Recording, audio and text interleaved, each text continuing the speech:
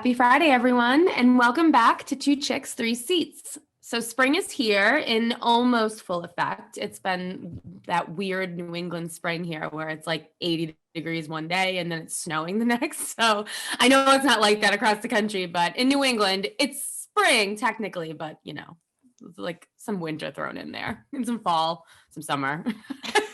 You never know. But you just never know.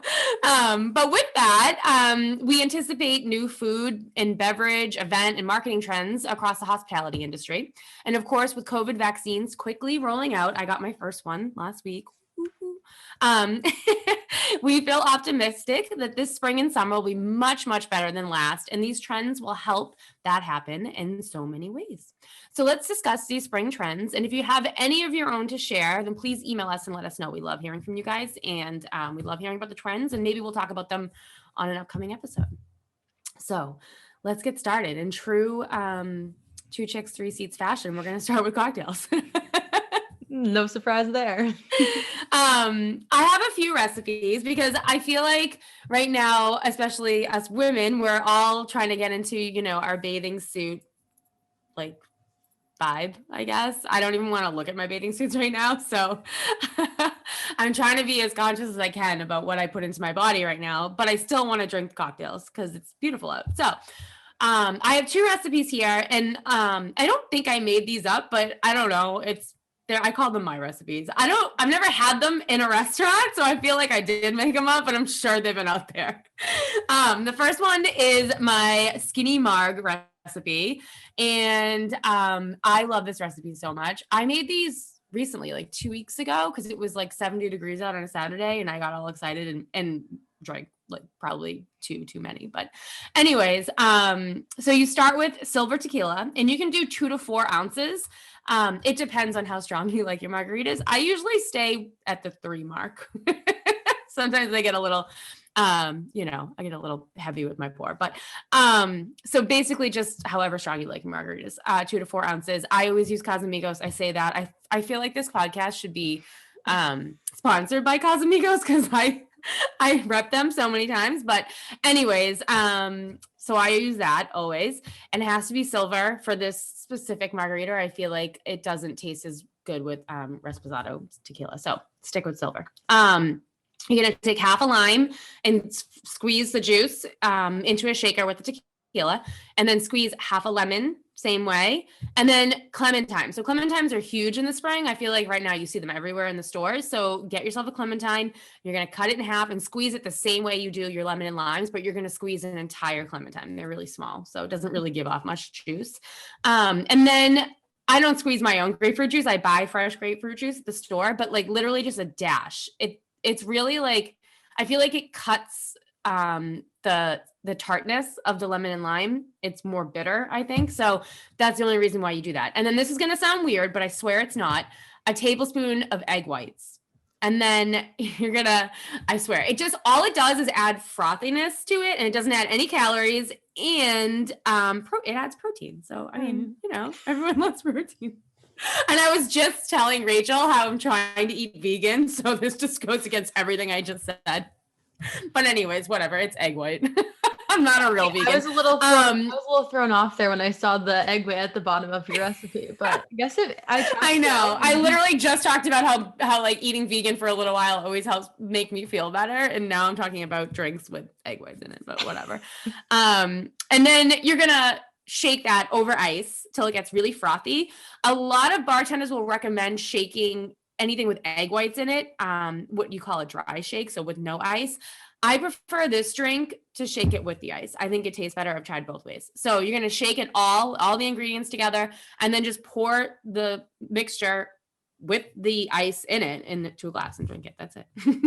Super easy. If you want to get fancier, you could like use fresh ice and then pour the mixture. But I think that the ice that you shake it with tastes really delicious. So go for it. And you'll notice that at the top of the drink, because of the egg whites, there's just like really cool frothy top, almost like a latte. And it just tastes so good. And it cuts like the bitterness of all of the citruses as well. So one of my favorites. And then this next, it's so good. It's so good. And it's cheap, I feel like, too. The only thing that's expensive, obviously, is the tequila, but you're not going to drink a whole bottle, I hope so. Yeah, maybe. And then, and there's literally no sugar in it either, besides like the fruit juice sugar, obviously. So, it's sort of healthy. And then the next one I have no name for. I call it Kate's Spring Gin Drink. So clearly I need to come up with a better name for this one. And I made this up by mistake with my sister. We love Hendrick's gin, and neither of us like really super sugary stuff. So we always try to make drinks with Hendrick's that are like baseline, like not a lot of sugar, not super sweet. So this one uses 2 ounces of Hendrick's gin. And I honestly feel like it has to be Hendrick's because Hendrick's has undertones of cucumber and it works really well with this. So 2 ounces of Hendrick's gin, 1 ounce of Saint Germain liqueur, which goes so well with the Hendrick's gin. And then you're going to squeeze half a lime, and then you're going to muddle a strawberry. So I like to muddle my strawberry separate and then pour it into the mixture with the ice.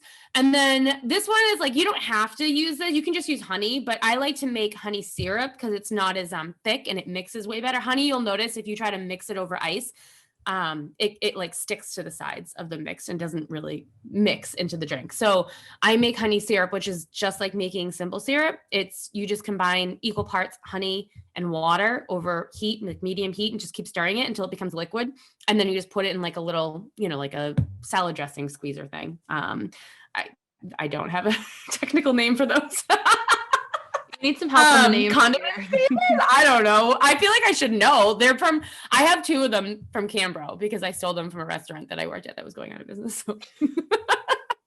So yeah, you put the 2 ounces of Hendrick's gin, 1 ounce of Saint Germain, half a lime juice, the muddled strawberry, and a half of an ounce of that honey syrup in a cocktail shaker and shake it. And then this one I like to strain and drink straight up, but you can do it however you want. I just don't like when the muddled strawberry gets stuck in ice cubes. So that's why I like to strain it. But totally up to you. And that's it. It's super easy. It's delicious. That one's low in calories too, but I mean, the Saint Germain obviously is super sugary. So adds some more calories, but I think it's still kind of healthy. Yeah. And it's delicious, but just be careful because Hendrick's, I love Hendrick's gin so much, but it sneaks up on you. You're like, this is delicious. And then you're like, oh my God, I'm so drunk. And then it gives you a hangover, I think. So just be careful. Oh, perfect for summer. Yeah, right? Moving on. Well, we have our cocktails now. So on to some recipes. So obviously we have, we want our summer bods in check with the clean cocktails. So we have a suggestion for a clean recipe, which I haven't tried before. I don't know if you've done before. But this maybe for more of the home cook, but also could be like a clean recipe that restaurants could adopt if they're interested in that. But it is skinny pizza dough. And so you can use this similar recipe for pizza, bagels, calzones. I've seen it across the internet for all those different things. But basically what you're going to do, you need 2 cups of flour, 2 cups of self-rising flour, a half a cup of non-fat Greek yogurt, 1/2 cup of water, 1 teaspoon of instant yeast, and salt and seasonings of choice. So you're going to mix all of your dry ingredients together into a bowl. You're going to add the Greek yogurt in and then mix until clumps start to form in the mixture. And then you're going to add water until the dough ball forms. And then you're going to, form it until the dough forms. And then so that the dough doesn't stick to the size of the bowl. And then you're going to let it sit and rise for as long as possible. And then when ready, you're going to add toppings and stick it in the oven at 450 degrees for about 15 to 20 minutes or until the desired crispiness, whatever you like for your za. And yeah, you have a delicious skinny pizza dough recipe that I definitely want to try. I've been looking at it. I've seen it everywhere. TikTok, obviously. TikTok made me do it.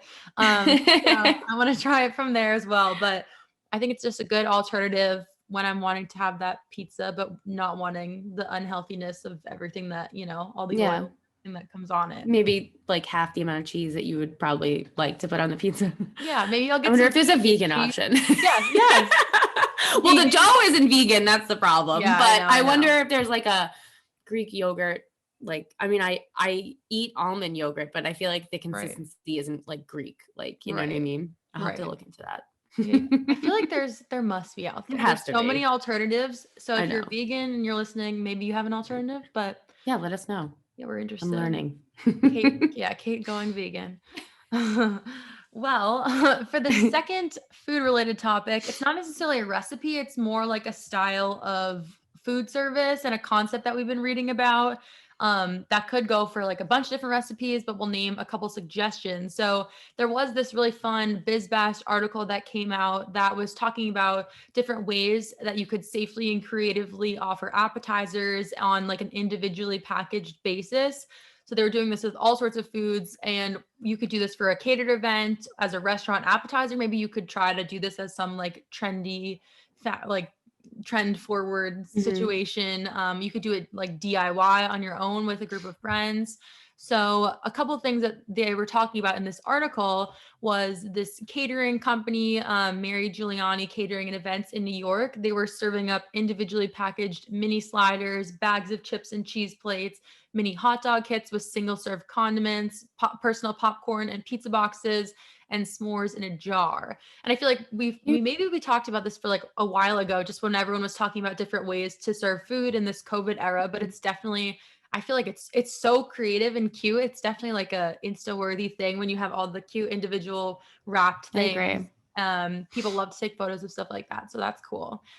And then there was also the Deborah Mill Catering, which was a catering service that was using champagne flutes to hold their deconstructed Caesar salads, which included bib lettuce, Parmesan crisps, and homemade dressing.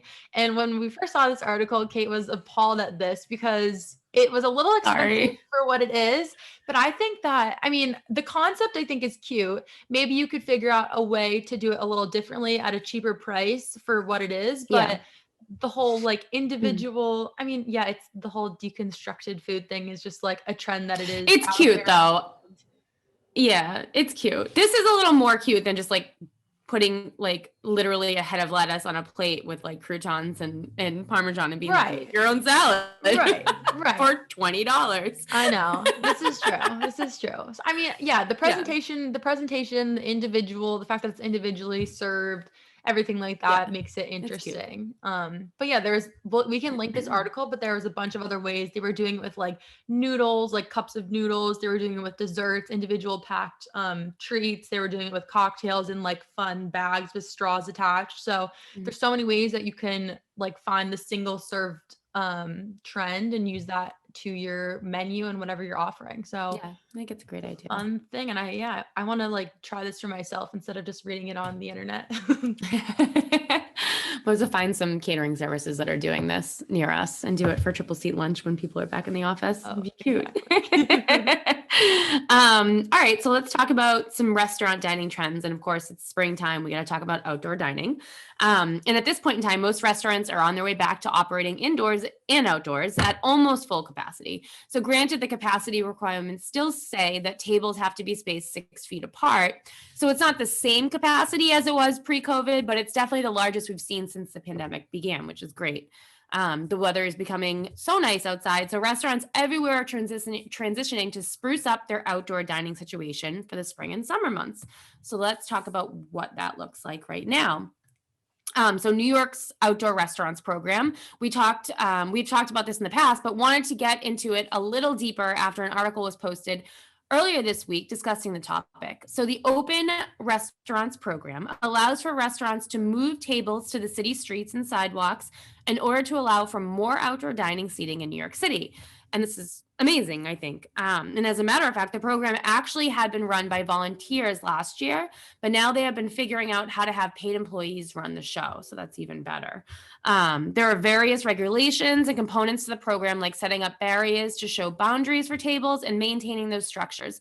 But this program is definitely for the good of all. And we can link the article for more details on this topic, but it's a great situation for New York City restaurants to have access to. And I feel like would be great if other cities jumped on board as well. And then like briefly, let's talk about like with the window service idea, right? So I actually love that restaurants are continuing to do this. And I think that like even the restaurants that are able to open up the rest of their spaces have continued to offer the, the window service idea. I actually frequent a little cafe near me that that when the pandemic first hit, and for the almost the last year, they had completely closed their inside dining. So it was just outdoor tables when it was, nice enough out. And then this window where you would either order online and pick up your food there, or order there and wait and pick up your food there. And now that they've reopened the inside, they haven't gotten rid of it because people love it. It's kind of cute, it's fun, and it just allows for them to hit more customers, in a shorter amount of period. And they have actually expanded their staff so that they can staff the window and the inside so that more people are making money. I don't know. I think that the window service is kind of a cute idea, right? I know. That And I feel like with people, like with the weather being outside and everyone just wanting to be outside, even if you're not sitting at a restaurant, you could take something from the window and like go to the local park, or like just go sit by the water, that kind of thing. Yeah. And I feel like that's obviously what everyone wants to be doing now that the weather's, as soon as it's like, you can just see the energy in Boston. Everyone's walking around, everyone's like sitting on the grass, enjoying the weather. So having the food from that sort of situation with the window service is awesome. I think it's cute. And also it's not that we're not over all the regulations yet, obviously. Like, we're not completely out of the woods. So, there are still regulations, especially for smaller places, where you can only have a certain amount of people inside at once. And if you have the ability to create one of these takeout windows, it allows you to, like I said, to just hit more customers and be able to, to make food for more people and serve more people without having them wait outside for their turn to come into the restaurant. So I think it's a cute idea. So moving on to some marketing trends. So we talked about, we did this episode for February, and we talked a lot about the marketing trends with like TikTok, and talked about some Instagram features like reels and guides. So if you're interested in that kind of thing, listen back to the February trend report where we talked about that, because that's still applicable to now. But for this report, we wanted to talk about how you can market your restaurant, hotel, or unique venue, and some different things that you could try based on a couple of things that our customers have done. So first thing, special offerings. Our customer, Bostonia Public House, who Megan Long, the events manager there, came on to one of our previous episodes. Killer at marketing. They love all their marketing over there, and they do a great job at it. But they have been offering for a while now a date night special every Tuesday night as a way to attract customers earlier in the week. So it's $75. Every couple gets a shared appetizer, individual entrees, a shared dessert, and a glass of wine each. And Bostonia Public House post this all over their social media. So they do an awesome job promoting it. And they even have like this little infographic that has the information about like the specials, the Tuesdays, $75 that they'll post everywhere. So having it in that like cute little image, they share it on their stories. I see it all the time. So that's great. Showing off your special offerings like that. Another thing is sneak peeks at new menu items. So I feel like a lot of restaurants may already do this, but if you're not, then you should, because it's just another way to get engagement and get people interested in talking. But we saw earlier this week, Deacon's New South, which is a customer of ours in Nashville, who we love. They posted a stunning photo earlier this week on Instagram showing off their new shrimp and oyster paella from their spring menu. Ooh. And it looked so amazing. The photo was great. It looked great. So that's something that I would love to order. Me too. It sounds delicious. Yeah. Vegan. Just kidding. Yeah, scratch that. It's not going to last very long. But it looked so good. And so everyone was commenting, and they were talking about how this was for the spring menu. So then people were commenting, asking when it would be available. And then they were saying how excited they were to try it, and they can't wait to go back in once it's there. So it just like shows the little sneak peek. And I definitely like have seen this on restaurants too. I feel like Bostonia, like I've seen when they post something and I'm like, I save that, I screenshot it. I'm like, okay, I want to get this. This is brand new seasonal option. So now you have to go in on this timeline so you can get that item. So good promoting on Instagram there. And I mean, you can do this on Facebook, on Twitter, whatever you're feeling. And thirdly, for marketing, we've been talking about holiday hashtags, and we've done this on the Tripleseat blog since January. We've been posting an infographic that talks about the different food, drink, holidays, and then like the formal holidays like Easter and St. Patrick's Day and everything. And the different like hashtags associated with those holidays. So think like National Brussels Sprouts Day and like National Grilled Cheese Month, which is actually the month of April, if you were wondering. That's funny. Know what the rhyme or reason is behind some of these things, but they definitely, and like sometimes they could seem like a stretch, but they're definitely really utilized by restaurants. And whenever we post about it, people have responded saying that they also use these in their promotions on social media. But some restaurants already have the items like a Brussels sprouts on their menu. So you could just simply be like, okay, come on over for National Brussels Sprouts Day next Tuesday and have our favorite like crispy Brussels sprouts, stuff like that. Mm-hmm. Other restaurants have been bringing in new offerings, new initiatives to line up with the trends and kind of planning around the schedule and what's trending right now. But regardless, it can get people looking at your posts and coming into your restaurant because you're on that trend and staying relevant with the trends and using the hashtag to promote that. So Yeah. I feel like, yeah, just always staying on top of those sorts of trends across your social media platforms and however you can incorporate that into your social media promotions and your offerings and what you have going on at your restaurant is key. Absolutely. So. Absolutely. I like those ideas. Me too. Great ideas, Rachel.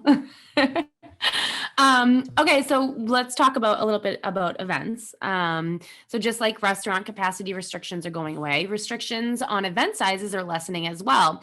And we are getting much closer to large gatherings with big groups, but we're not quite at that reality just yet.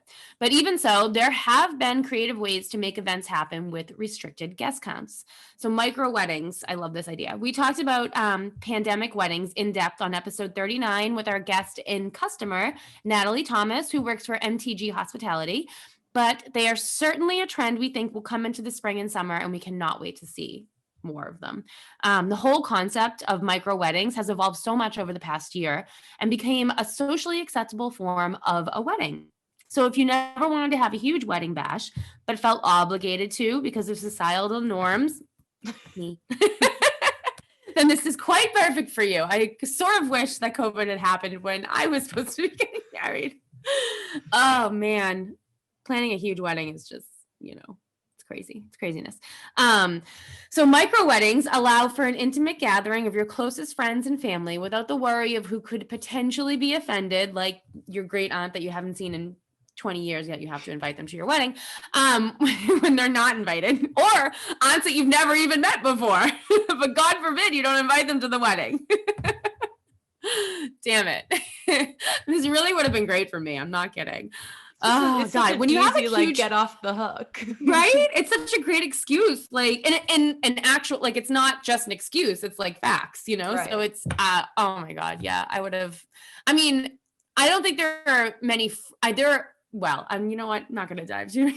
I'm not going to dive too deep into this. Just leave it. Yeah, there are probably 100 people at my 240 person wedding that I didn't want to invite. Like, just didn't care to invite. Yeah, sorry everyone.